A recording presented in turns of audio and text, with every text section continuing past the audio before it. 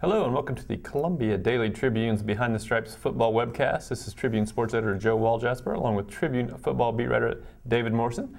David, Missouri coming off a 31-3 victory over Tennessee. A pretty dominant performance by the defense. They get 3 turnovers and hold another team that's dealing with a backup quarterback, hold them down.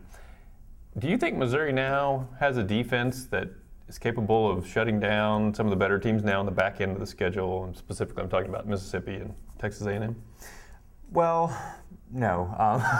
The short answer is no. I mean, the thing is, the two teams they've really shut down in the SEC so far are Florida and Tennessee, and those are two of the weaker offenses in the SEC. I mean, they did a good job for a long time against South Carolina. I mean, I'd say the first 2.5, 3 quarters were really good against South Carolina. But then South Carolina found a way to move it very easily against them in the fourth quarter. And when you're talking about Ole Miss and Texas A&M, they're both offenses that are better and more multifaceted than the 3 offenses that I've mentioned already. You know, they can throw at you, they can run at you, they've got mobile quarterbacks. I mean, in Johnny Manziel's case, a very mobile quarterback, and in Bo Wallace's case, a effectively mobile quarterback. And so they're more multifaceted. They run a faster pace than pretty much anyone that they've seen or Missouri's seen in the SEC so far this year. Pretty much the fastest pace they'll see since Indiana. They played back in whenever that was, last year, 5 years ago, it seems like. So, I mean, Missouri's defense is good enough to, as you saw against Tennessee, Tennessee took 8 trips inside Missouri's territory, came out with 3 points, and that's been Missouri's strong point all year, is they allow a whole bunch of yards and room, but then they stiffen up once it gets time for, it gets to scoring time. So, I think they'll have much the same success against Ole Miss and Texas A&M, but then again, Texas A&M and Ole Miss are a lot more proficient at finishing than the other teams they've faced. So I don't think they can truly shut them down now.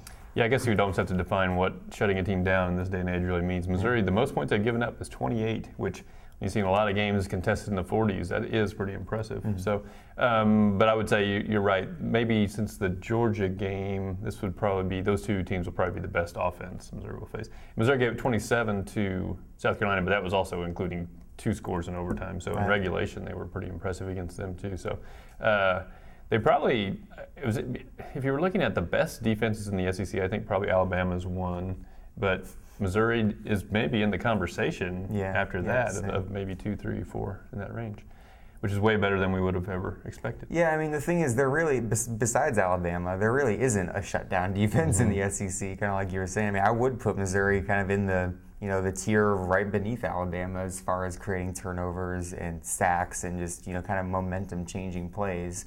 But I'm not sure there is, such thing as a shutdown defense in the SEC besides Alabama.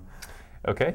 Secondly, we're now entering an interesting situation where Missouri has James Franklin apparently about ready to come back and play, but he could have played a little last Saturday night, Gary Pinkel said, but wouldn't have wanted to play him a lot.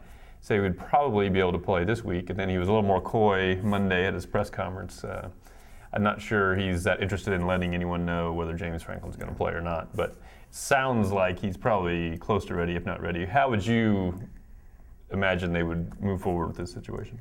Yeah, this is kind of an interesting case because, like you said, Pinkel sounded a lot more optimistic about Franklin playing than he did yesterday, but I don't think Franklin suffered a setback or anything. Right. I think it's just Pinkel being more coy with people during game week than he was on Saturday night. I mean, just from talking to coaches and players and from just kind of logic, you'd think that Franklin's closer this week than he was last week, and last week they said they could play him if they absolutely needed him to. Now, I mean, I don't feel as if Kentucky is an opponent that they really need him against. They probably didn't need him against Tennessee, and he was the emergency contingency, and Matty Mock did just fine. So I feel like they could go into this game with the same sort of mindset, start it with Mock, give him the keys, and if he gets into trouble, have Franklin as that emergency contingency. But I also think they'd want to get him some playing experience before heading into that bye week and before heading to Ole Miss to play, just to kind of wean him back into the game a little bit after missing a month. So, I mean, in conclusion, I have no idea.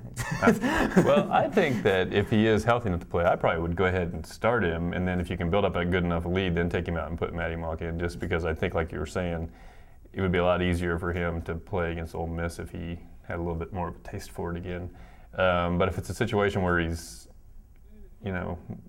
taking a chance on hurting himself worse and he's not quite ready, then I think this would be a game where you probably could afford to not play him. I'm just not sure that's the message you want to send your team.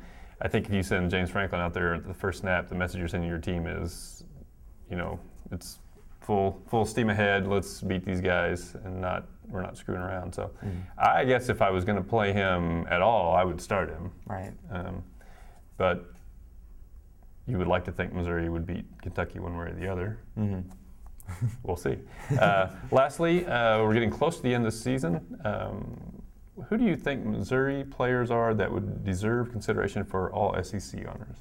Well, the easy one is Michael Sam. I mean, he might be an All-America consideration as well. He's still even though he was pretty much not available against Tennessee. I mean, they pretty much bottled him up. I think he only had one assisted tackle. But anyway, he's got 10 sacks, 16 tackles for loss, and is near the national leaders in that.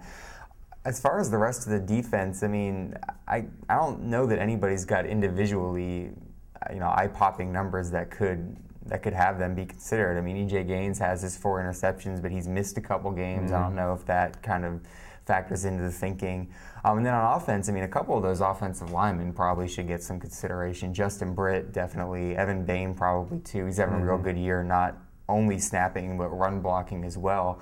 And then the third one I would think about on offense would be LaDainian Washington, because he's just had such a good year, especially in SEC play. He's really turned it on. The only problem with that is the SEC's got kind of a glut of really good receivers. They have Jordan Matthews at Vanderbilt and Mike Evans at Texas A&M. So, I mean, it might be just kind of the field, catching up to him in that. But I mean, I would think that he would get some consideration too. Well, depending on how many, if they just take 2 receivers, I could see him being a second-team receiver. I don't think he probably would crack the first team, but I would be all for putting Justin Britt probably on the first-team offensive line. When you look at Missouri's offensive line, I think sometimes in the past you think, well, we can just put 5 Alabama guys on there, but Missouri's offensive line has been really impressive, and I think Justin Britt, they would tell you, probably has been the best of the bunch of them. So that's sometimes how people like us decide who the best offensive lineman is. You ask the coach who the best of the bunch is and vote that guy. But so I think him, and then defensively, Michael Sam, like you said.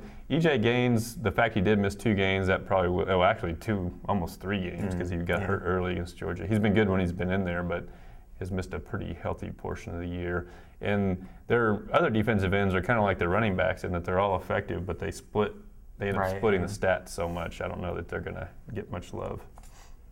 All right, well, tune in next week for the big bye week episode, which is always exciting, where we discuss the Kentucky game and look down the road to Missouri's game against Mississippi.